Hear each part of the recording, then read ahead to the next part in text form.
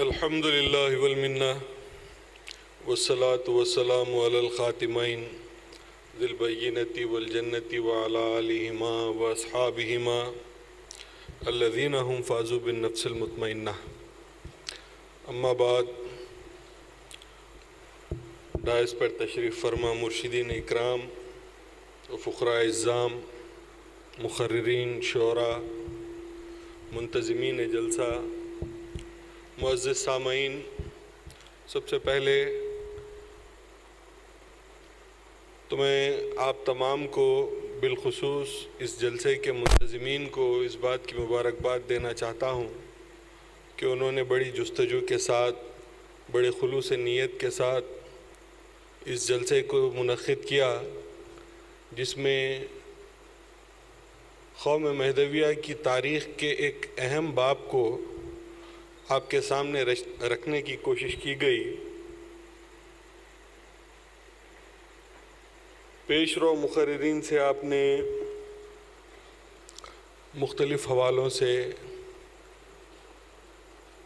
اس واقعے کی افادیت، اس کے حالات، اس سے متعلق واقعات، تھوڑا سا یہ لائٹ اگر کم کر دیا تو میں بسم اللہ ہے. الحمدللہ آپ کے سامنے بڑی اچھی باتیں منسلک کر کے آپ کے سامنے رکھوں تاکہ آپ کو ربط مل جائے، اور میں جو اظہار کرنا چاہتا ہوں اپنے تاثرات کا وہ آپ کے سامنے سہولت سے رکھ سکوں. تمہیداً میں ایک واقعہ آپ کے سامنے رکھنا چاہتا ہوں عہد طفلی کا. انٹرمیڈیٹ میں تھا غالباً، میں کالج میں.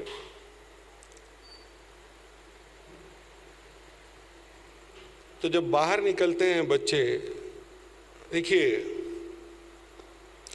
جس کو کچھ نہیں معلوم ہے کسی مسئلے میں، اس کو اس مسئلے میں بیوقوف بنایا جا سکتا ہے. ایک بات سمجھیے کہ کسی انسان کو بیوقوف کسی مسئلے میں اگر بنانا ہے، فول کرنا ہے، تو اس کو اس مسئلے میں فول کیا جا سکتا ہے یا بیوقوف بنایا جا سکتا ہے جو وہ جانتا نہیں. ایک عرصہ دراز سے میں یہ سنتا آیا کہ ہمارے پاس تعلیم وغیرہ کا جو ہے کوئی منظم انتظام نہیں ہے، ہم کو تعلیم نہیں ملتی. تو میں یہ آپ کے سامنے عرض کرنا چاہتا ہوں کہ جس دور سے آپ گزرتے ہیں، فقیر بھی اس دور سے گزرا ہے. باہر کے لوگوں سے تعلق پیدا ہوا، ربط پیدا ہوا، باتوں کا تبادلہ ہوا، نظریات کا تبادلہ ہوا. اپنی کچھ باتیں ہم نے ان کے سامنے رکھی، انہوں نے کچھ باتیں ہمارے سامنے رکھی. لیکن سب سے پہلا کام یہ ہوتا ہے کسی بھی واقعے میں کہ دو آدمی جب ملتے ہیں تو ایک دوسرے سے تعارف ہوتا ہے کہ بھئی میں فلاں بن فلاں ہوں، آپ کون ہیں؟ تو بھئی میں فلاں بن فلاں ہوں. آپ کا تعلق کس جماعت سے ہے؟ تو مقابل نے کہا ہمارا تعلق جو ہے اہل سنت الجماعت سے ہے. مجھ سے پوچھا اس نے کہ بھئی آپ کا تعلق کس جماعت سے؟ کالج میں جب بچے ملتے ہیں، نمازوں کے اوقات ہوتے ہیں، انٹروڈکشن ہوتا ہے، تو ایسے سب باتیں جو ہے ہوتے ہیں. مجھ سے جو ہے انہوں نے پوچھا تو میں نے کہا بھئی میں مہدوی ہوں. تو اس لڑکے نے پلٹ کے مجھ سے کہا مہدی پٹھان ہیں آپ؟ تو میں نے کہا میں مہدوی سید ہوں. اچھا، تو مہدی پٹھان سید ہیں آپ؟ اب اس واقعے کو ذہن میں رکھیے اور ان لوگوں کی باتوں کو آپ ذرا غور کیجئے جو یہ کہتے ہیں. میں نے کچھ اپنے ایسے، اب ان کو بھائی کہنا مناسب نہیں ہے، وہ بھائی ہونے کی منزل سے گزر گئے ہیں. کچھ مرتدین کو میں نے یہ کہتے سنا جو افغان برادری سے تعلق رکھتے ہیں کہ بھئی ہمارے پٹھان لوگ چونکہ دینی علوم پر جو ہے ان کو کوئی عبور نہیں تھا، دینی علوم سے جو ہے واقف نہیں تھے، مرشدین نے ان کو گمراہ کر کے اپنی جیبیں گرم کی ہیں اور ان کو گمراہ رکھا ہے، ایک غلط عقیدے کے اوپر جو ہے ان کو پابند کر دیا ہے، اور ہمارے بیوقوف لوگ انہی کی جو ہے اتباع کیے جاتے ہیں۔ تو میں ایسے لوگوں سے یہ عرض کرنا چاہتا ہوں کہ بھائی اونرشپ کا ٹائٹل تو آج بھی آپ کے نام پہ ہے۔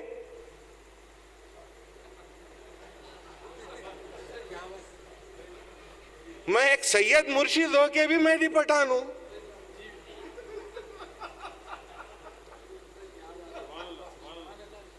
میں ایک سید مرشد ہو کے بھی مہدی پٹھان ہوں، اور میری شناخت، میرا تعارف دنیا کے سامنے مہدی پٹھان کی حیثیت سے ہے۔ تو اس 200 سال پہلے ہونے والے واقعے کو ذہن میں رکھیے کہ اس واقعے میں مہدوی پٹھانوں نے نام مہدی پر وارفتگی کا جو معیار دنیا کے سامنے پیش کیا ہے، آج 200 سال کے بعد کا مرشد بھی اپنے آپ کو مہدی پٹھان کے نام سے متعارف کرواتا ہے۔ 200 سال پہلے، 200 سال پہلے کون پٹھان، کون سید، کون شیخ؟ یہ سارے مہدوی ہیں، یہ سارے مہدوی ہیں۔ یہ وہ لوگ ہیں جنہوں نے اپنی جان نام مہدی پر قربان کیے۔ تھوڑا میں یہ پانی رکھا تھا۔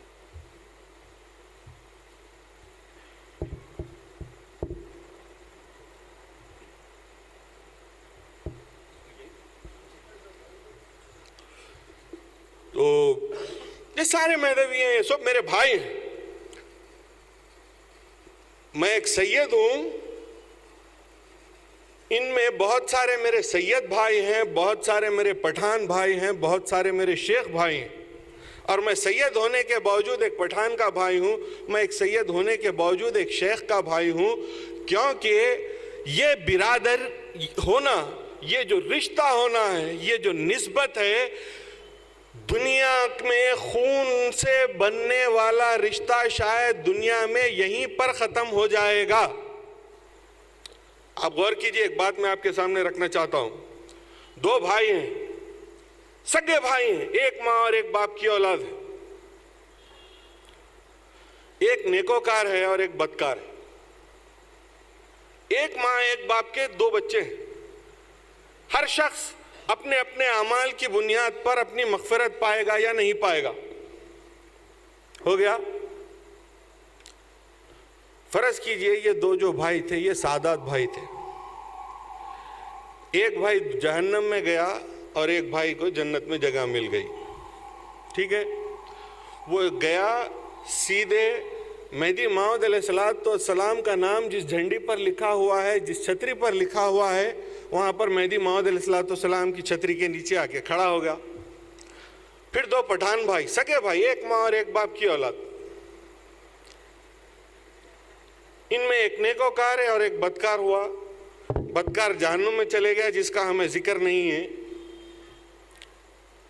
جو نیکوکار تھا وہ سیدھا جائے گا اور مہدی موعود علیہ السلام کے نام کی چھتری دیکھے گا اور اس کے نیچے جا کے کھڑے ہو جائے گا۔ پھر ایک شیخ برادری سے دو سگے بھائی، ایک ماں اور ایک باپ کی اولاد کے ہوں گے، ایک بدکار اور ایک نیکوکار ہوگا۔ جو بدکار ہوگا وہ جہنم میں جائے گا اور جو نیکوکار ہوگا وہ نام مہدی کی چھتری کے نیچے جا کر کھڑا ہو جائے گا۔ خدا تعالیٰ کی بارگاہ میں جب تم کو اٹھایا جائے گا، جب تم اللہ تبارک و تعالیٰ کے سامنے پیش کیے جاؤ گے، تو روز محشر تمہارے بازو کھڑے ہونے والا تمہارا حقیقی بھائی وہ بھائی ہوگا جس کے نظریات تم سے ملتے ہیں، جس کا خون چاہے تم سے ملے یا نہ ملے، اس بنا پر چاہے سادات ہو، چاہے پٹھان ہو اور چاہے شیخ ہو، اصل برادر حقیقی اگر کوئی کسی کا ہے تو وہ ایک مومن دوسرے مومن کا ہے۔ یہ سارے بھائی ہیں۔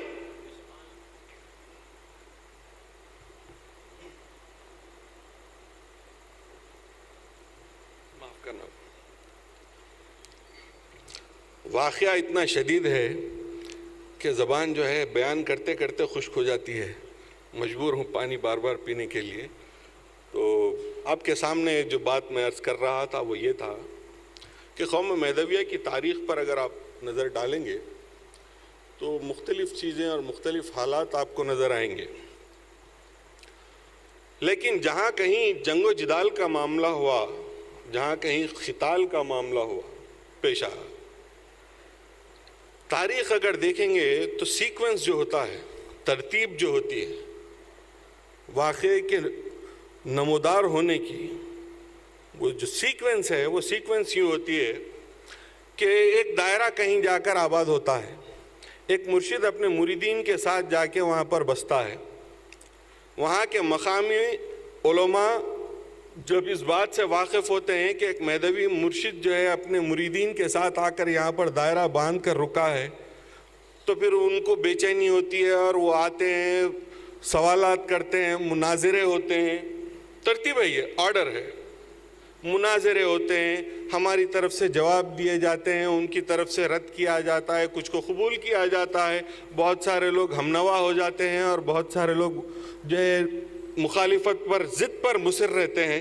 بہرحال ایسے حالات ہوتے ہوتے بدلتے بدلتے جب جو ہے تصادم کی صورت آتی ہے تو پھر جا کے جب حکومت مخالف ہو جاتی ہے، علماء سو جو ہیں ان کو تیار کرتے ہیں اور پھر آخر میں جنگ و جدال کی نوبت آتی ہے، خون خرابے کی نوبت آتی ہے، مہدوی اپنی دفاع میں ہتھیار اٹھانے پر مجبور ہو جاتے ہیں اور پھر جنگ کا ایک معرکہ شروع ہوتا ہے جس میں غازی بھی ہوتے ہیں اور شہید بھی ہوتے ہیں۔ یہ ایک آرڈر رہا تاریخ میں، جہاں جہاں کہیں جس مقام پر مہدویوں کی جنگیں ہوئی ہیں وہاں پر آپ یہ دیکھیں گے کہ یہ آرڈر تھا جنگ سے پہلے کا، یہ ترتیب تھی جنگ سے پہلے کی۔ تو اس میں جنگ کے حالات کا محرک کون ہوا؟ ایک مرشد، ہسٹری ہے، تاریخ ہے، ایک مرشد، تحریک کرنے والا ایک مرشد، پھر جب حالات ایسے پیدا ہو جائیں تو اس تحریک کا ساتھ دینے والے سارے مرید، چاہے وہ افغان ہوں، سادات ہوں، شیخ ہوں، بہرحال اس سارے مریدین جو ہے مرشد کا ساتھ دیتے ہیں، جاتے ہیں اور اپنے مرشد کے حکم پر اپنی جانیں قربان کر دیتے ہیں، لڑ جاتے ہیں، کچھ غازی ہوتے ہیں اور کچھ شہید ہو جاتے ہیں۔ یہ ایک فلسفہ ہماری قوم کے ذہنوں میں ایسا بیٹھا ہوا ہے جس کی بنا پر آج ہم ایک رونے والی قوم بنے ہوئے ہیں۔ ہر قوم کو اپنا تجزیہ کرنا چاہیے، اگر آپ کو برا دکھے تو میں بڑی معذرت کے ساتھ پھر بھی کہوں گا، اگر آپ کو برا دکھتا ہے بھی تو کہوں گا، کیونکہ کہنا میرا حق ہے کہ یہ قوم آج رونے والی قوم بنی ہوئی ہے۔ قائدین افراد قوم پر رو رہے ہیں کہ یہ ہمارا ساتھ نہیں دیتے۔ قائد سے مراد ہم، جب مہدویوں کی بات آتی ہے تو مہدویوں کے قائد ہم مرشدین کو کہا جاتا ہے کہ مرشدین اس بات پر رو رہے ہیں کہ بھئی مریدین ایسے حالات پیدا کر چکے ہیں قوم کے کہ ہم دین کو صحیح معنی میں اختیار نہیں کر سکتے، اور عمومی حیثیت سے رینڈملی اگر آپ کسی بھی ہما شما کسی کو بھی راستے میں کسی مہدوی کو پکڑ کر پوچھیں کہ بھئی قوم کی حالت کیسے ہے تو بہت خراب حالت ہے، اپنے کردار کو کھو چکی ہے، کون ذمہ دار ہے؟ تو بولے مرشدین ذمہ دار ہے۔ ایک فارسی کا مقولہ ہے، من ترا حاجی بگویم تو مارا حاجی بگو۔ اس میں اچھی بات یہ تھی مثبت کہ بھئی تو میرے کو حاجی بول، میں تجھ کو حاجی کہتا ہوں، دونوں ایک دوسرے کی ثناخوانی تعریف کر لیں گے، لیکن یہاں پر بات یہ ہے کہ میں آپ پر الزام لگاؤں اور آپ مجھ پر الزام لگائیں، کون ذمہ دار ہے؟ قوم کے ان حالات کا ذمہ دار کون ہے؟ میں آپ کے سامنے آج گزشتہ 4-5 سال سے میں ایک تحریک کے طور پر یہ بات اکثر لوگوں کے سامنے رکھ رہا ہوں، لوگوں کو توجہ دلا رہا ہوں کہ دین مہدی کو دنیا کے سامنے پیش کرنے کی ذمہ داری میری نہیں ہے۔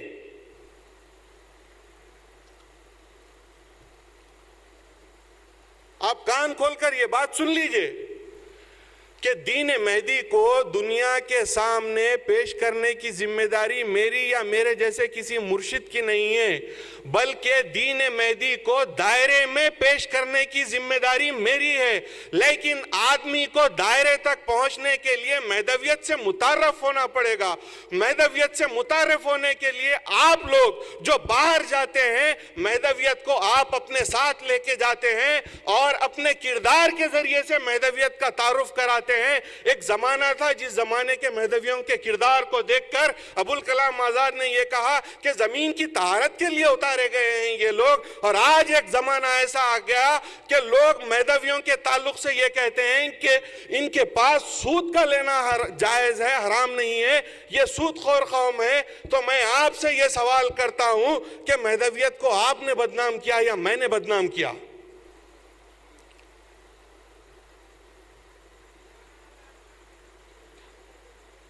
کسی کے پاس وقت نہیں ہے کتاب کھول کر پڑھنے کا۔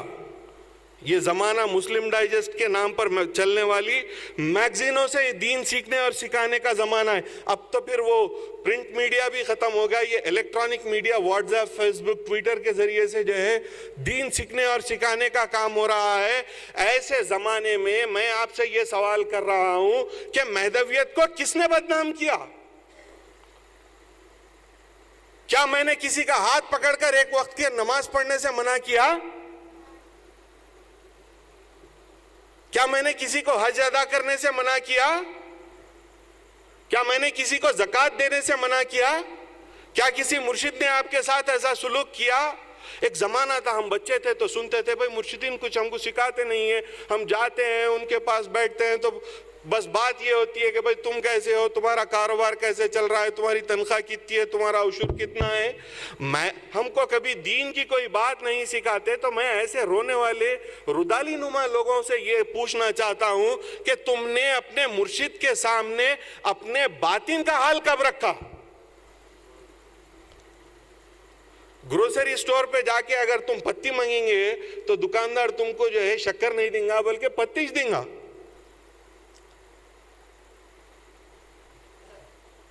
گروسری سٹور پہ تم پتی مانگنے جائیں گے تو شکر نہیں ملیں گی، شکر مانگنے جائیں گے تو پتی نہیں ملیں گی۔ تم اپنے مرشد کے پاس کب جاتے ہو؟ میاں بچہ پیدا ہوا ذرا اذان دے دیو،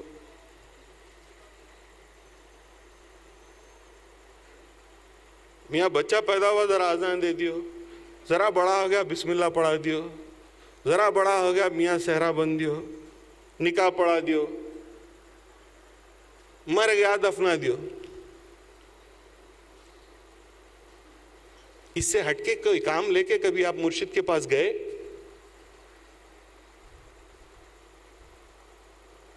آپ کا مدعا ہی نہیں ہے۔ آپ چاہتے بھی وہی ہیں اور آپ کے قائد بھی وہی کرتے ہیں۔ اللہ کے رسول فرماتے ہیں کہ قوم جیسی ہوتی ہے اللہ قائد کو بھی ویسا ہی ان پر مسلط کرتا ہے۔ یہ قائد جو یہاں کھڑا ہوا ہے یہ قوم کے باہر سے نہیں آیا بلکہ وہیں سے آ کے یہاں کھڑا ہوا ہے۔ میں اگر برا ہوں تو آپ ہی میں کا ہوں، آپ اگر برے ہیں تو مجھ میں کے ہیں۔ یہ برائی آپ کی اور میری دونوں کی ہے۔ مجھے وہ حق کا متلاشی نہیں چاہیے اور آپ کو وہ حق کا ہادی نہیں چاہیے۔ میں بھی کام نہیں کرنا چاہتا، آپ بھی کام کرنا نہیں چاہتے۔ کام نہ میں کرنا چاہتا ہوں نہ کام آپ کرنا چاہتے ہیں۔ آنکھ بند کر کے آپ بھی دودھ پیتے رہیے، آنکھ بند کر کے میں بھی دودھ پیتا رہتا ہوں۔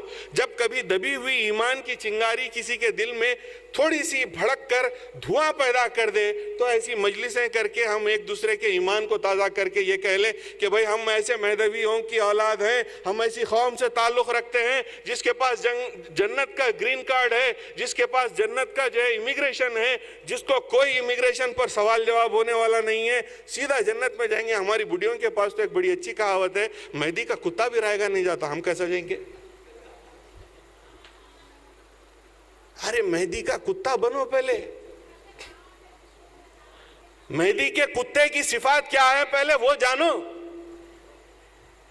اگر کتا مہدی کا ہے تو وہ کتے میں بھی عمل کی توفیق ہے۔ اگر کتا مہدی کا ہے تو اس کتے میں بھی عمل کی توفیق ہے، اور جو بے عمل ہے اس کے تعلق سے مہدی موعود علیہ السلام نے ارشاد فرمایا تصدیق بندہ عمل کردن است، بندے کی تصدیق عمل کرنا ہے، نہ اقرار نہ اعتقاد مجرد۔ صرف اقرار اور اعتقاد سے جو ہے کوئی مہدوی نہیں ہو جاتا، بلکہ مہدویت کو اپنی زندگی میں اختیار کرنا پڑتا ہے۔ تو میں آج معرکہ چنچل گڑھا کے حوالے سے آپ کے سامنے یہ بات رکھنا چاہتا ہوں کہ جس تاریخ کے اوراق کے مغالطے میں آپ الجھے ہوئے ہیں کہ مہدویت کو دنیا کے سامنے پیش کرنے کی ذمہ داری میری ہے، تو میں آپ کو یہ بتانا چاہتا ہوں اس معرکے کے حوالے سے کہ یاسین خان، نہ میاں یاسین خان رحمۃ اللہ علیہ جو ہے نہ مرشد تھے، نہ فقیر تھے، نہ کوئی سادات تھے، نہ کوئی دائرے کے سربراہ تھے، بلکہ وہ ایک عام مہدوی تھے جس کے دل میں مہدی کے نام کی شمع روشن تھی، اور اس شمع کو ضیاء ملتی تھی ان کے عمل سے۔ اس شمع کو جو روشنی ملنی چاہیے وہ روشنی ملتی تھی ان کے عمل سے۔ میاں یاسین خان نے دنیا کے سامنے مہدویت بے کردار پیش نہیں کی بلکہ کردار کے ساتھ پیش کی، اور دنیا نے دیکھا کہ مہدوی جو اپنے آقا کے نام پر وارفتہ ہیں تو اس قدر وارفتہ ہیں کہ ایک لمحہ دو لمحہ، ایک معرکہ دو معرکہ کر کے ختم نہیں ہو جائے گی بات۔ آخری قوم کا بچہ جب تک زندہ رہے گا اپنے آقا کے نام پر ہاتھ ڈالنے والے پر لپک کر جھپٹے گا۔ وہ جان گئے، وہ یہ جان گئے۔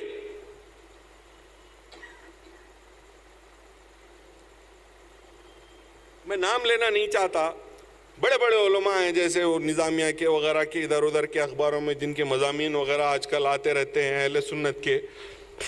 آج کے ہم ایک عام رجحان کو پیش نظر رکھتے ہوئے اگر غور کریں تو آج کا کوئی آدمی جا کے کیا تصور کر سکتا ہے اس بات کا کہ میں اتنے بڑے عالم، اتنے بڑے جو ہے جامعہ کے معلم کے سامنے دین مہدی کو پیش کروں گا؟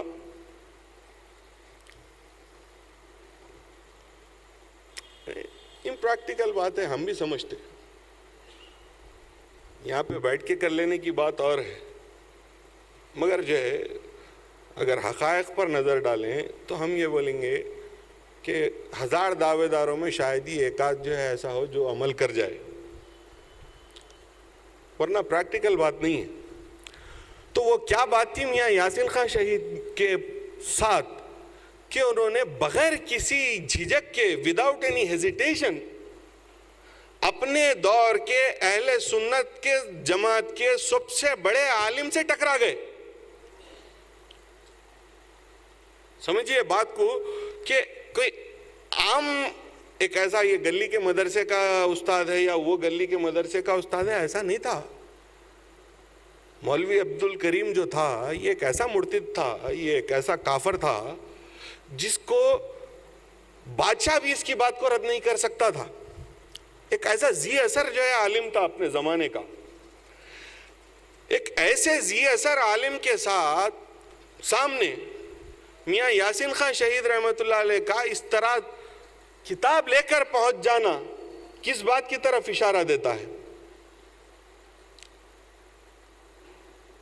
اس بات کی طرف اشارہ دیتا ہے کہ میاں یاسین خان دین کے تینوں میدان میں کاربن تھے۔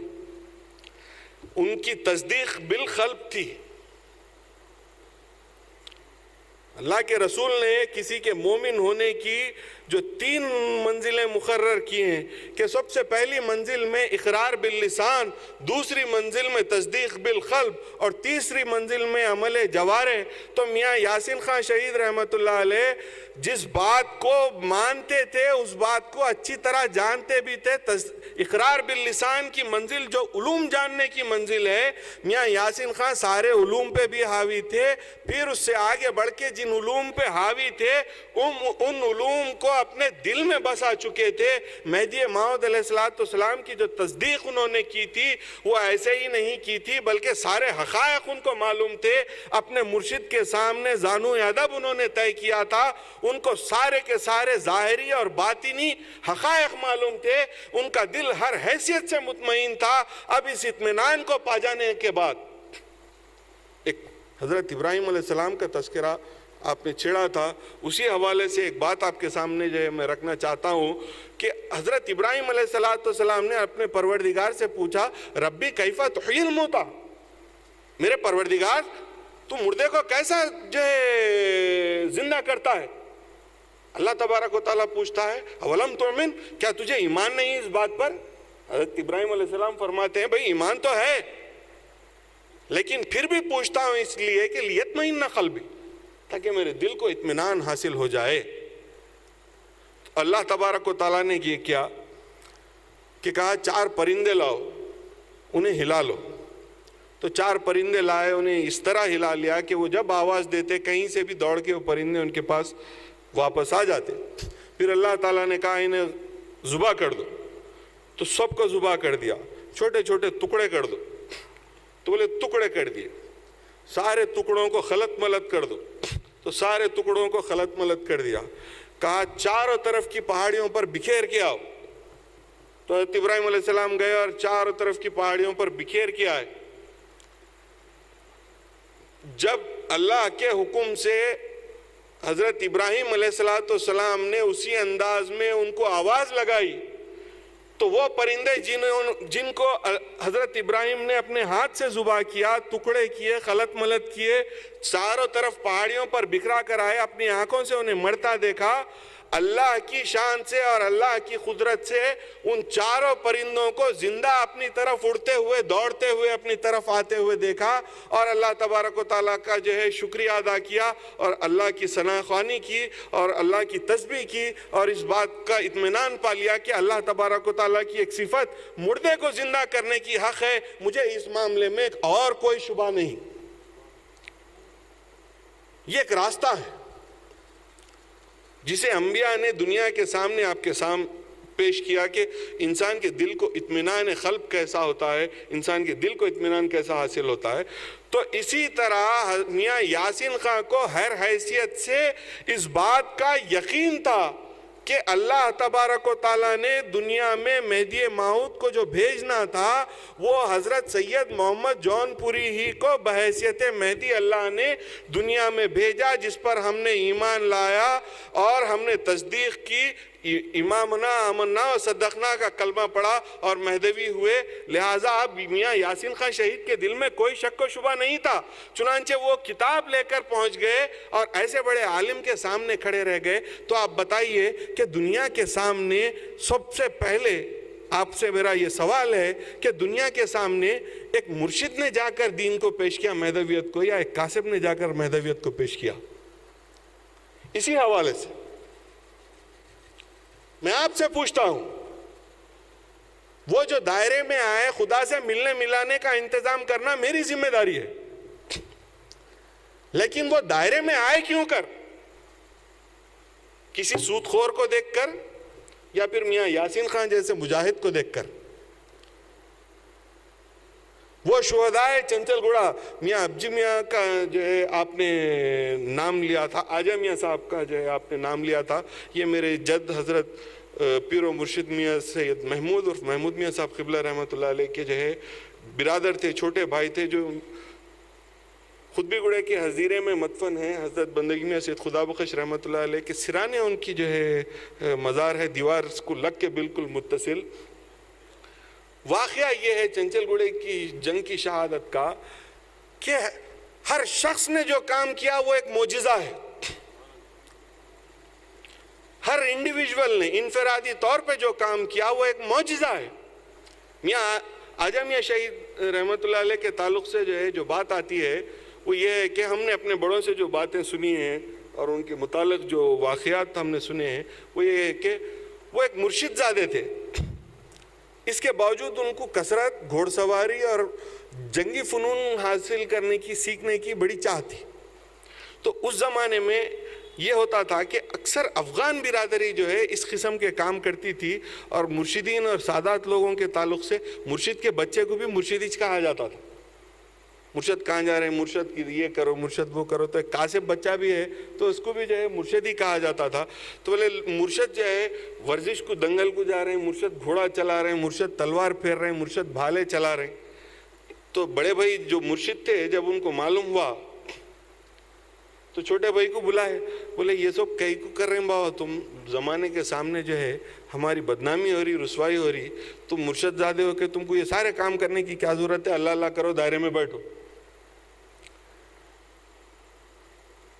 تو آجا میاں صاحب شہید نے اپنے بڑے بھائی اور مرشد سے کہا کہ میں غلام مہدی ہوں,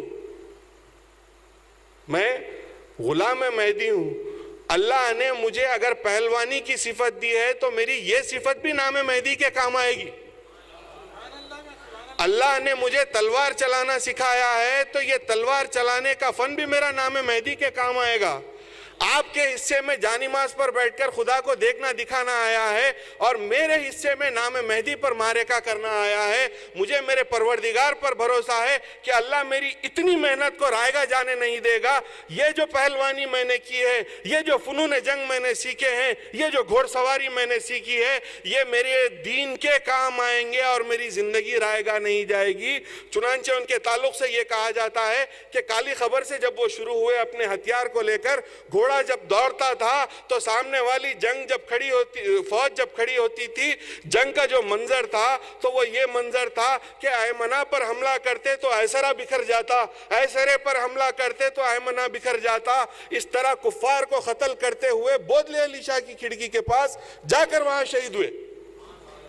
فاصلہ دیکھیے, کالی خبر کدھر ہے اور بودلے علی شاہ کی کھڑکی کدھر ہے. تو بودلے علی شاہ کی کھڑکی کے پاس جا کر وہ شہید ہوئے.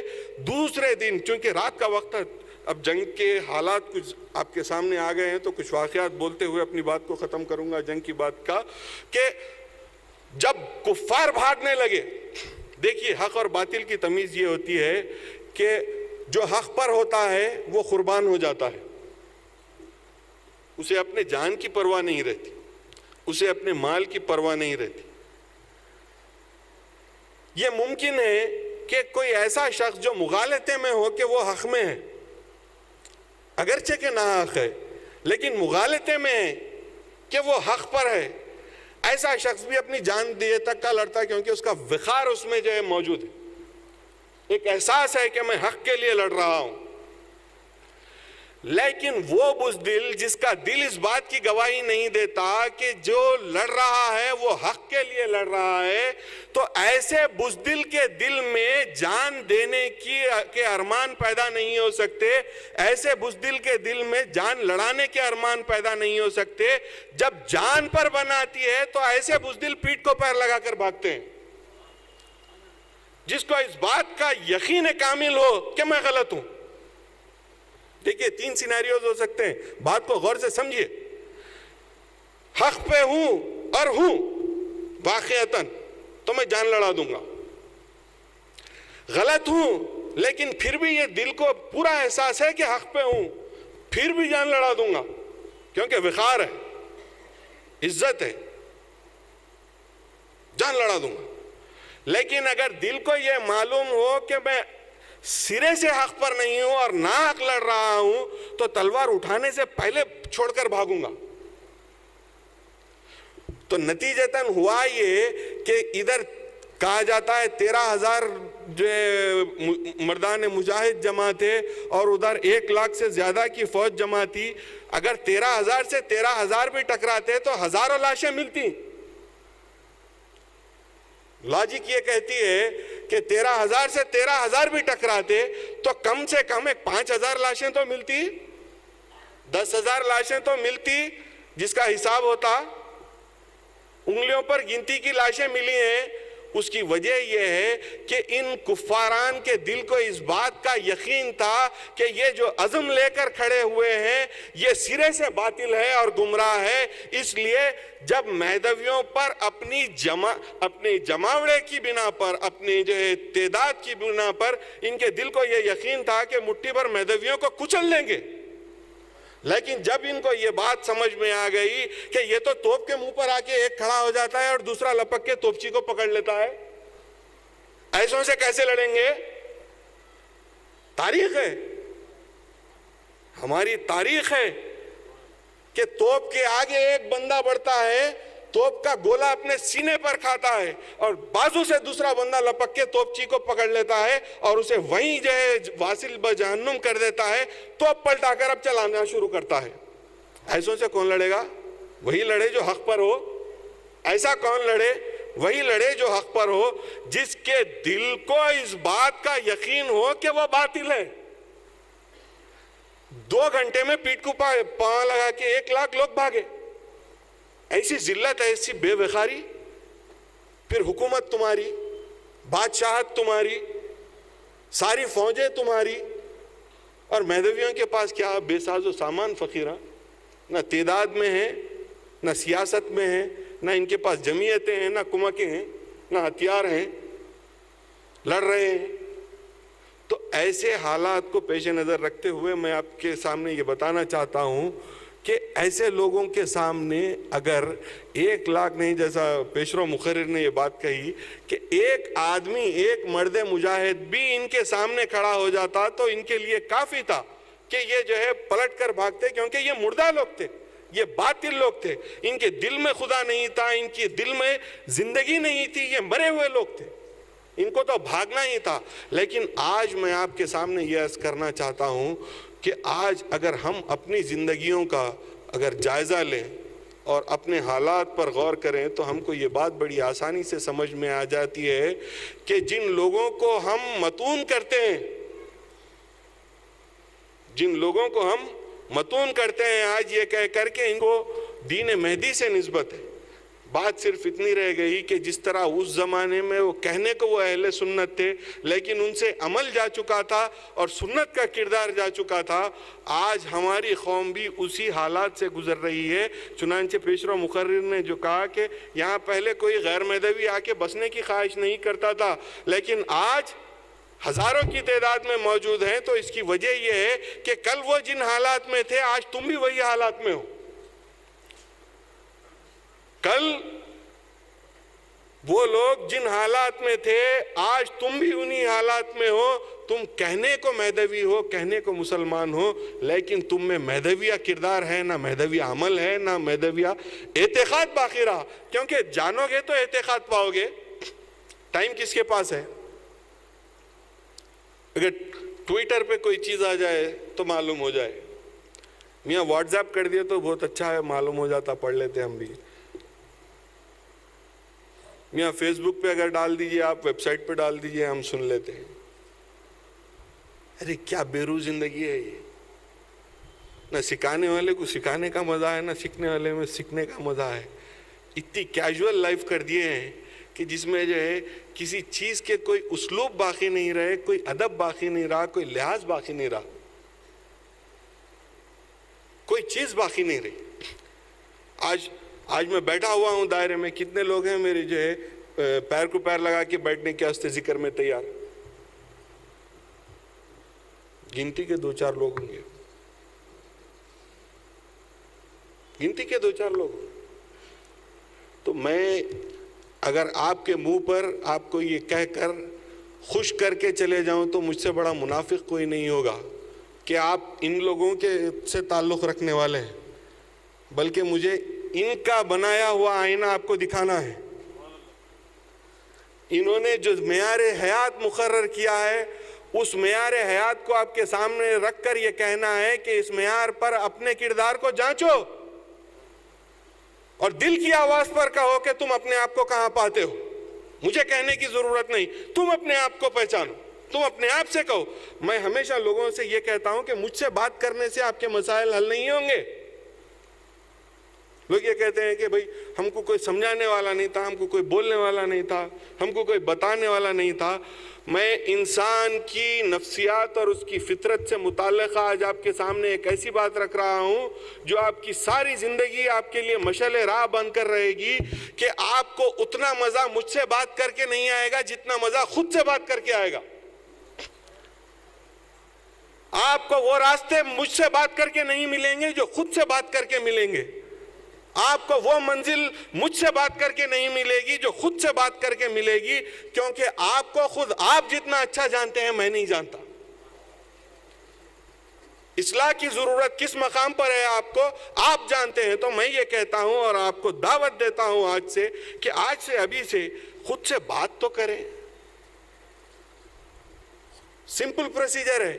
ہم نے معرکہ چنچل گوڑا کو یاد کیا آج, گھر جا کے آپ اپنے آپ سے جو ہے بات کریے اور یہ دل کو پوچھئے کہ بھائی اتنے بڑے بڑے باتیں ہم یہ شہداء کے تعلق سے سنے ہیں، ان کے کردار اور اوصاف جو تھے، ان کی جو روش تھی، ان کی روش میں اور ہماری روش میں کیا فرق ہے، ان کی روش میں اور ہماری روش میں کیا فرق ہے، ان کے کردار اور ان کے اوصاف میں اور ہمارے کردار میں کیا فرق ہے، ہم کیا کریں گے تو ان جیسے بن پائیں گے۔ اگر آپ اپنے آپ سے بات کریں گے تو آپ کا دل آپ کو جواب دے دے گا۔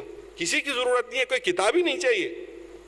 میں یہ کہتا ہوں کہ کوئی کتاب کی ضرورت نہیں ہے، کیونکہ دیکھیے قرآن اللہ کا کلام، حدیث اللہ کے حکم سے اللہ کے رسول کا کلام، صحیح ہے؟ نقلیات، فرمودات اللہ کے حکم سے، مہدی مراد اللہ کا کلام اللہ ہی کے حکم سے، اپنی مرضی سے نہیں۔ وما ينطق بالهوى، اپنی مرضی سے نہیں، اللہ کے حکم سے۔ اگر مجھے یہ لائٹ جلانا ہے اور سوئچ بورڈ یہاں ہے تو میں کیا کروں گا کہ شارٹیسٹ روٹ جو ہو سکتی ہے، چھت پہ سے یوں لے کے لا کے یہاں پہ سوئچ بورڈ میں وائر لگاؤں گا اور یہ لائٹ جل جائے گی۔ اگر میں وائر یہاں سے لے کے وہاں لے کے جا کے وہ پائپ میں سے پھرا کے وہ پائپ میں سے پھرا کے وہ گیٹ تک کا لے جا کے پھر وہ کھڑکی میں سے نکال کے وہ چولہے میں سے ادھر سے ادھر سے پھرا کے لے کے آ کے یہاں لگاؤں گا تو آپ کیا بولیں گے؟ میاں بہت کتابیں پڑھ لیے شاید ہٹ گئے بولیں گے۔ میاں بہت کتابیں پڑھ لیے ہٹ گئے بولیں گے۔